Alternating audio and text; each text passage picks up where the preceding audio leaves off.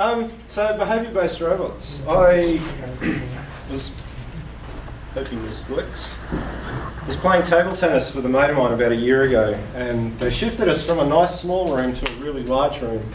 And it got to the point where the small room was good, you could use 2 or 3 balls, go and get them when you ran out. But we got into this large room and there were ping pong balls everywhere. Thank you. So I figured this is an ideal job for a robot. So I wanted to build a robot that collected ping pong balls, and to help me do that, I thought, well, I just joined the club, turned up, and thought the way to do that would be to give a talk, and the talk's here, but the robot's not. So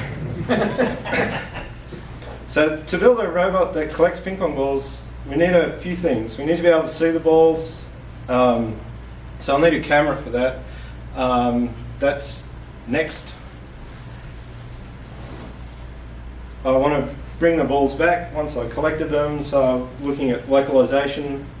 And then because I have kids, the kids will disturb the robot, so I need some way to do that constantly. So we're looking at SLAM as well. And then finally, I want to be able to avoid obstacles, so it needs to work in a cluttered environment. So how to avoid obstacles? I'll get to the behaviour stuff soon. So avoiding obstacles, typically we look at seeing every obstacle we can and then try and plot a path through the obstacles. The behaviour-based stuff comes in where we look at each of the, well, look at the obstacles, but we deal with them one at a time and make small corrections. So Valentino Breitenberg had set up a series of vehicles, small vehicles that were very, very simple, that created these kind of behaviours that we needed. So I'll go through about 5 of those. So the first one of those is the basic one, which has a sensor, some sort of filter mechanism, and it provides the information from the sensor through to the motor. So it can turn a motor on, or it can decrease its velocity, increase its velocity, depending on what it senses. The more interesting ones are the ones with 2 motors. So we have 2 sensors, each connected to a motor, and we have either excitatory or inhibitory. So the first vehicle is vehicle 2A, and it pushes a positive impulse through to the motor, and it pushes the motor forward. So when it sees an obstacle, it'll push past it, or provides an extra boost on that particular side and push the motor past, or push the vehicle past. Click in the right spot. The second vehicle crosses the wires over, so it pulls the vehicle away from, pulls the particular sensor that sees it away, and then pushes it toward it. Breitenberg assigned, I think he assigned emotions to each of these vehicles. So this one would be a hate vehicle. The next one is a love vehicle, or adores. And what it does is it inhibits the power on the motor, and it slows the vehicle down as it comes across the sensor. So it speeds up while it's not looking at an obstacle, and then slows down when it gets closer to it. And of course, when it gets into a big clump like that, it will stop. And the last vehicle that I'll talk about is what was called a curious robot. It'll get close to a sensor and then pull away right at the last minute. And then when it gets into a corner like that, it stops as well. So this series of vehicles should then solve an obstacle avoidance problem. So by picking up obstacles, then we can pull away from it. So the vehicles 2A and 3B would be the ones to use. So the next trick is to look at whether we can find a ball. So whether we can use a combination of these then to look for the balls and avoid the obstacles. Breitenberg has a series of vehicles. I think I got up to 7 before I stopped. So each sensor then does a different thing. So in this case, I've connected the couple through in the simulation. The red ones look for the ball, and the blue ones look to avoid it. So the first of these was the curious, and it looks to adore the ball, so it gets close to it. So this didn't quite work because the obstacles, all balls there appear to be obstacles to that.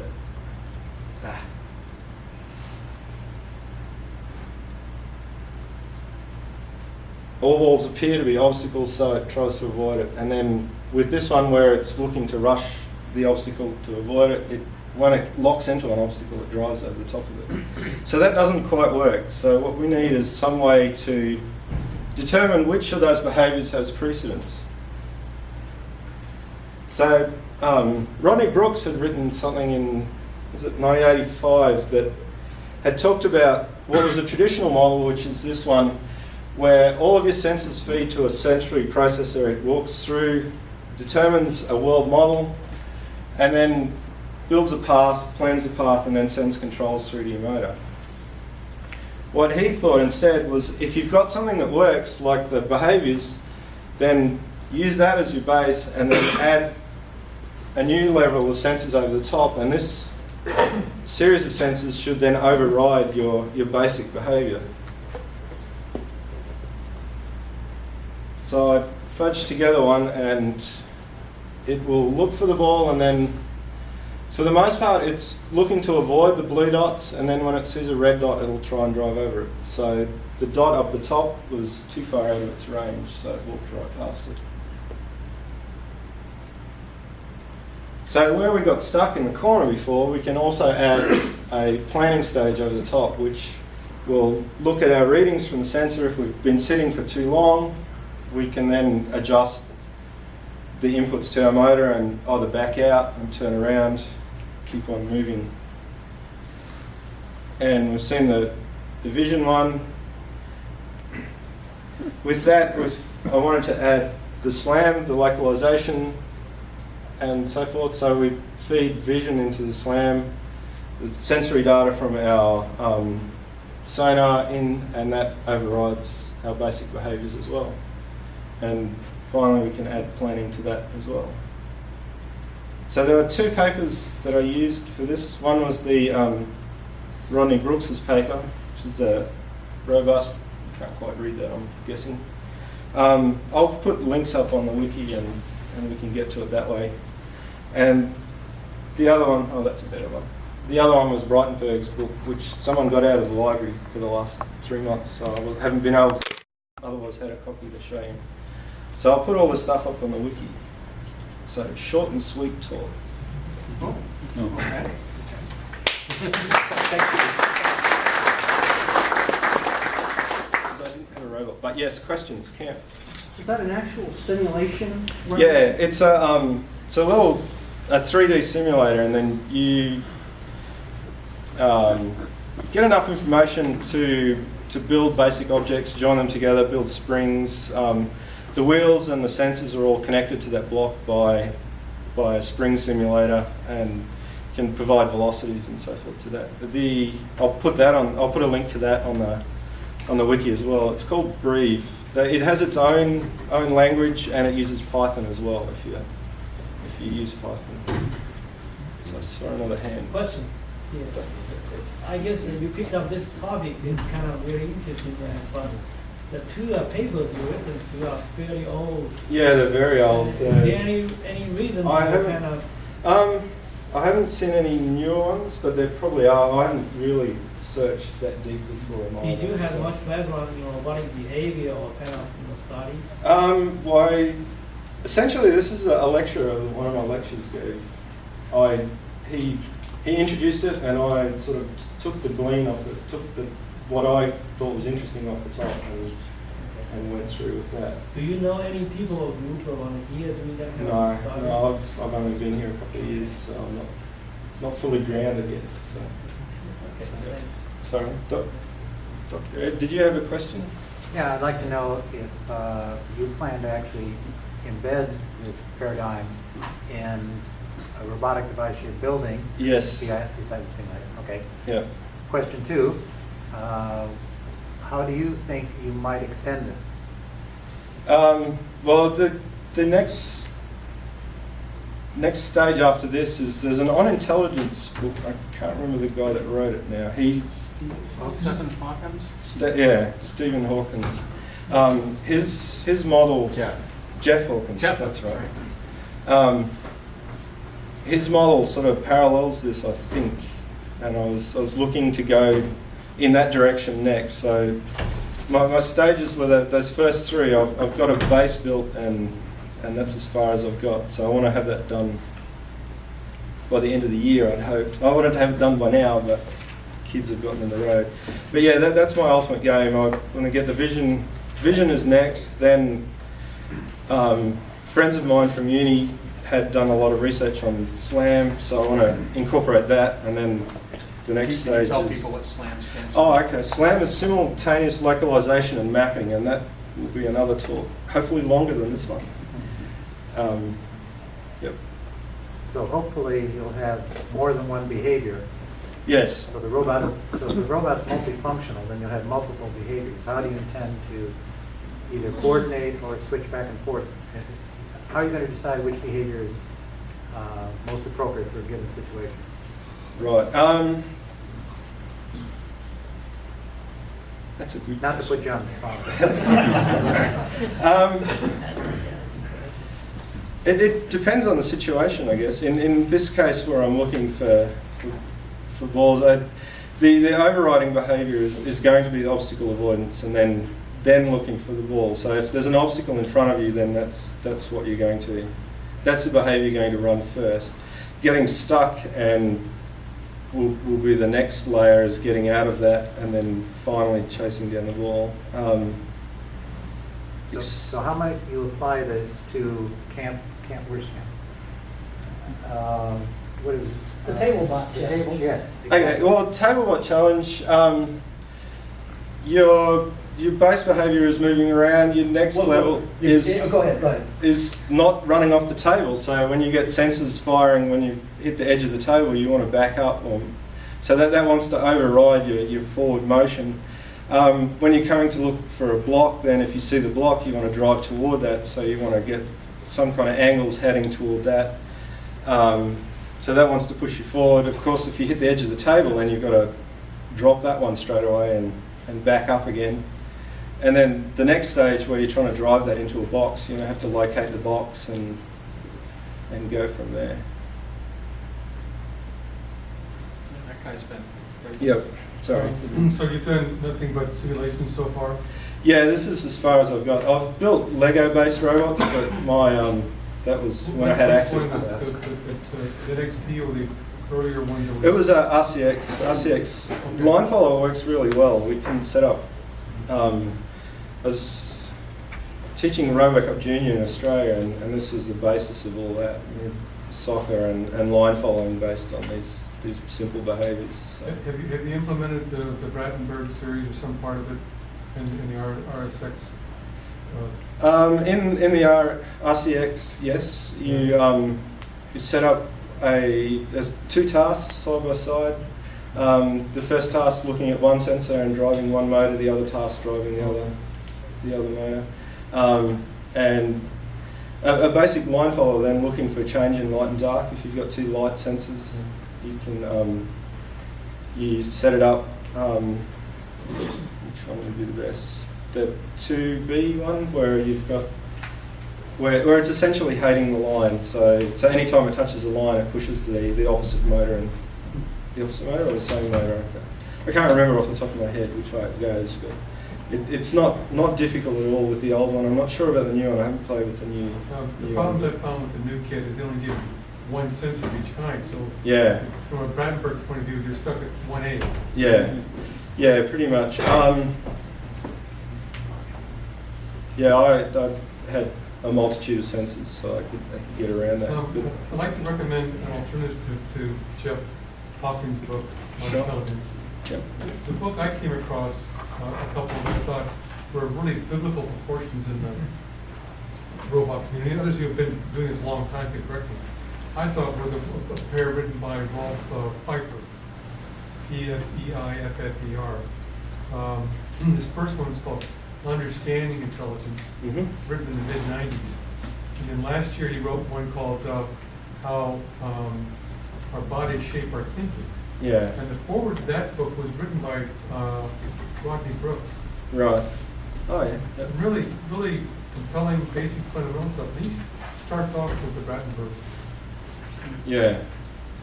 All right. So far, I'm also looking for kind of like the ideal fundamental, Lego style building block thing, so I Yeah, think I'll give Robo Bricks a shot. yeah. I picked up the Palolu, their little tiny ATM 168. So a baby orangutan, I think it's called. So I'm hoping to have that up and running by the end of this month. Is the plan. Should bring it for this month's getting kind of short. You mean the end of next month? Well, Yeah. August. Yes. Phase It two. won't drive off the table because I Yeah. don't have those sensors. But I'm hoping to get it moved around on the floor. Yeah. Yes. It was unclear what sensor detected the ball and what sensor detected the bounce. So in the simulations, it wasn't clear, or No, I mean, how you're actually going to. what I'm using is I have a series of sonar sensors, and I'll use those as obstacle detection. So I'm looking at a distance. If the distance is too close, then I'm going to reduce the speed on that particular motor, and otherwise it'll run at. I'll set a velocity to get the robot charging around, and then if we get something too close, or the sensor fires. As it gets closer, then it will decrease the velocity on that wheel. And how do you detect things like that? I was going to use a camera at that stage. That's sort of the next stage too. So I'm on a budget constraint, and I have to convince my budget manager that I need to spend this money. So. One possibility, if you say ping pong ball's small and obstacles are always big, you can set an IR or sonar at a low level, and if it sees it but doesn't see anything up above, and you've got a small object and you can grab it. Yeah, the ping pong balls were really nice because they're bright orange. So Can your sonar actually easily tell the difference? Or is there any the special- sonar can't. The sonar won't be able to tell the difference between a ball and a wall. So I'll need to go to a camera. But because they're like Certain they with the stand height. out really Have two brightly. sonars, ping pong balls of certain height. Yeah, the hassle is the kids' toys are the same height as the ping pong balls. Well, so get kids' toys out of it. so we're trying to steer away from an ideal environment where it's already clean. So this is a fairly clean picture. Like there's nothing else on the floor. So, but if I had a picture of my kids' of our lounge room, then burglars beware. So we'll need to go to a camera, and fortunately they're bright orange. They stand out really, really well. So anymore. Thanks for pushing it past 15 minutes. I'd like to, getting some of these books can be a little challenging. Yeah. Particularly, Breitenberg's book was published 20 years ago. Yeah. So I'd like to point out, I'll mail a message to the HBRC mailing list. There's a program that many of the local libraries are in called Link Plus. And basically what it is a whole bunch of college libraries along with public libraries have a cross loaning program. And unlike interlibrary loan where you have to pay $2.50 to get the book, this one's free. So Mountain View's in it, Sunnyvale's in it, San Jose's in it. Those are the ones I know of in the local area. There's others around. And the key thing on it is they've got a whole bunch of university libraries all over the place that have these books on the shelves. So What is the name of it again? what? What is the name of It's it? called Link Plus. I'll send them a message to the HBRC mailing list telling people about it. But once I found it, my ability to find books went up by literally an order of magnitude. So I'd really like to suggest people. If you haven't read the book Vehicles, the first half of it, you go like, wow, that all makes sense. Okay. The second half of it starts getting harder and harder to understand, but the first half you go like, yeah, this makes sense. I understand this. So I'll let you can ask Actually, questions. if you use a meta book search engine, I found both of those books for under $10. Yeah, you can also purchase them, but Yeah. you know, these is, you know, sometimes you want the books on your shelf Right, and sometimes you don't. So if you want to, look who's here. Welcome, Chuck. Ex-president. So, The Brightenberg book's available at San Jose, or it was if someone's not borrowing it. Yeah. So it's been borrowed for the last 2 months. So. I don't know if it's online or not, so. And there, parts of it are online. So if you go to Google, it's That's there. excellent. Chunks of it are, not the whole book. Oh, There. Yeah. For those in San Jose, for the last several years, the San Jose State Library has been combined with the Yeah. San Jose City Yeah. Library. Yeah. You can access their catalog online, order the books to be delivered to your local branch, and it's free. Yeah. Excellent. And Link Plus does that plus more to more local libraries. So, you know, for the San Jose one, you have to go get a San Jose library card and find a San Jose branch office to do it. With Link Plus, you can do Sunnyvale, Mountain View, and a few other places. It's really pretty cool. So I'm really a big fan of Link Plus these days. So, it helps with books. It's not as good with journals. So if you want journals and stuff, get a San Jose library card and go to the combined San Jose State and San Jose Public Library, because they have all the journals at San Jose State. I saw the last couple of years there are probably quite a bit of research in that area, but somehow I don't see any paper or books published. I wouldn't be able to speak to that. I mean, we're kind of amateurs, so we tend not to see that stuff. The papers tend to get published in the IEEE robotics journals and things like that. And you know, I wish I had the budget to join IEEE, but it's a little pricey for me. I spend it all on robots instead. So, any other questions?